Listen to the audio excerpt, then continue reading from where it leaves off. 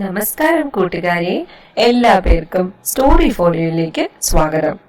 നമുക്ക് ഇന്നത്തെ കഥ കേട്ടാലോ? പണ്ട് ഒരു രാജ്യത്ത് ഒരു രാജാവുണ്ടായിരുന്നു. രാജാവ് എപ്പോഴും തനിക്കുള്ളത് മനോഹരമായിരിക്കണം എന്ന് ചിട്ടയുള്ള ആളായിരുന്നു.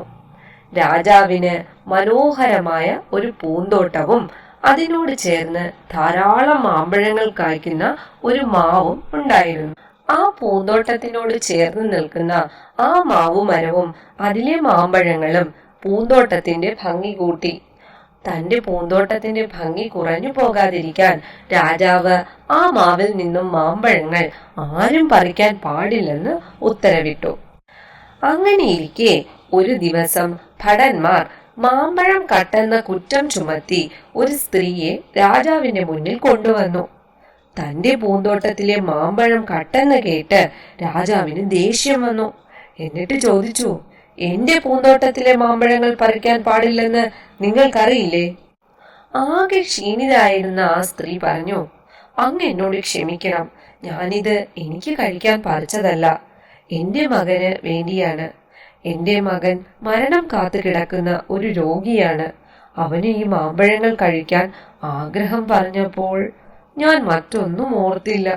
കാവൽ നിന്ന ഭടന്മാരോട് ഞാൻ ഒരു മാമ്പഴം തരുമോ എന്ന് യാചിച്ചതാണ്.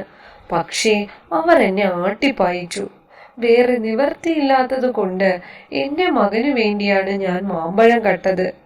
നിറ കണ്ണുകളോടെ നിന്ന ആ അമ്മയെ കണ്ടപ്പോൾ രാജാവിന്റെ മനസ്സലിഞ്ഞു.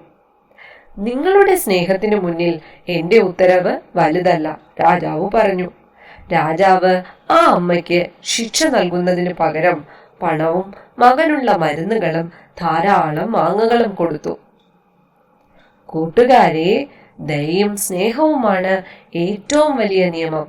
നമ്മൾ എപ്പോഴും മറ്റുള്ളവരോട് കരുണയോടെ പെരുമാറണമെന്ന് ഈ കഥയിൽ നിന്നും കൂട്ടുകാർക്ക് മനസ്സിലായില്ലേ? ഈ കഥ ഇഷ്ടമായാൽ കഥ ലൈക്ക് ചെയ്യാനും നിങ്ങളുടെ കൂട്ടുകാരുമായി ഷെയർ ചെയ്യാനും സ്റ്റോറി ഫോളിയോ സബ്സ്ക്രൈബ് ചെയ്യാനും മറക്കല്ലേ. അടുത്ത മറ്റൊരു കഥയുമായി കാണും വരേക്കും ഗുഡ് ബൈ.